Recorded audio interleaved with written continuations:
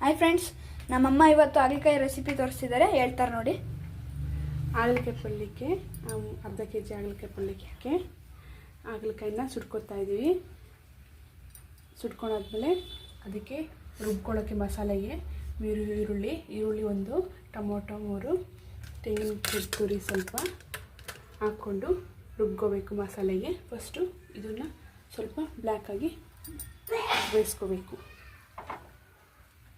ಇದು ತುಂಬ ಸ್ವಲ್ಪ ಬ್ಲ್ಯಾಕ್ ಆಗೋವರೆಗೂ ಸುಡ್ತಾ ಇರಬೇಕು.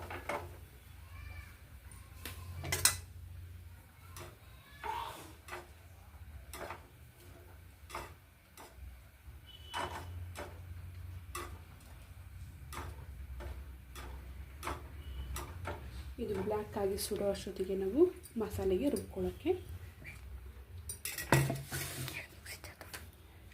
ಜಾರಿಗೆ ಅರ್ಧ ಕೆಜಿ ಹಾಗಲಕಾಯಿ ಪಲ್ಯಕ್ಕೆ ಒಂದು ಸ್ವಲ್ಪ ತೆಂಗಿನ ತುರಿ,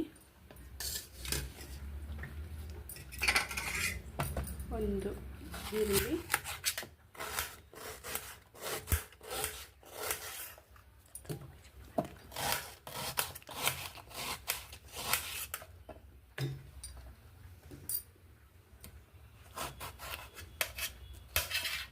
ಈರುಳ್ಳಿ ಎಲ್ಲ ಸ್ವಲ್ಪ ಕೆಂಪಗಾಗಿದೆ.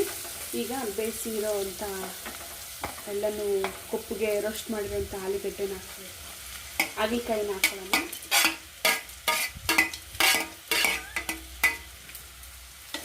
ಹಾಗಲಕಾಯಿ ಹಾಕ್ಕೊಂಡು ಸ್ವಲ್ಪ ಫ್ರೈ ಮಾಡಿ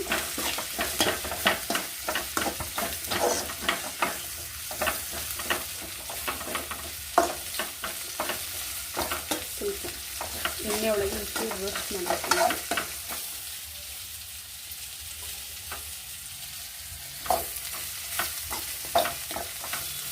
ಈಗ ರುಬ್ಬಿರೋಂಥ ಖಾರನ ಹಾಕ್ಕೊಂಡು ಬೇಯಿಸಿದ ಖಾರ ಹಾಕ್ಕೊಂಡು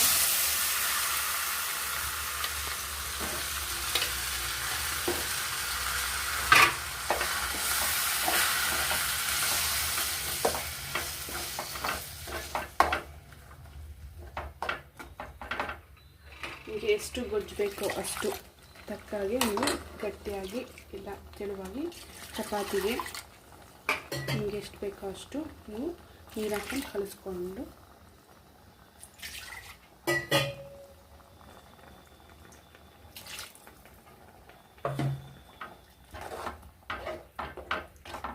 ಯಾವ ಅದಕ್ಕೆ ಬೇಕೋ ಆ ಅದಕ್ಕೆ ನೀವು ಕಲಿಸ್ಕೋಬೇಕು. ಅನ್ನಕ್ಕೂ ತಿನ್ಬೋದು, ಚೆನ್ನಾಗಿರುತ್ತೆ.